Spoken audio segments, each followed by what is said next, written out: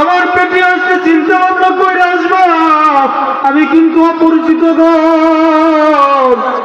কবর আমাকে আপনাকে প্রতিদিন ডাক দিয়ে বলে আলা বাইতুল ওয়াহদা,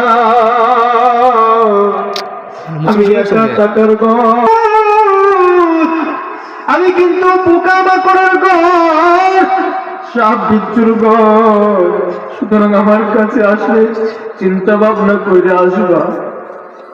কবর ডাক দিয়ে প্রতিদিন বলে আনা বাইতুত তুরাব,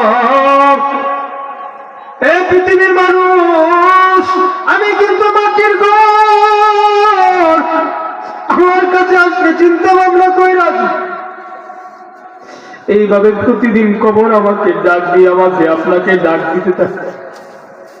এই জন্য আল্লাহ নবী বলেন ইস্তাঈযু বিল্লাহ, হে আমার সাহাবীরা, ইস্তাঈযু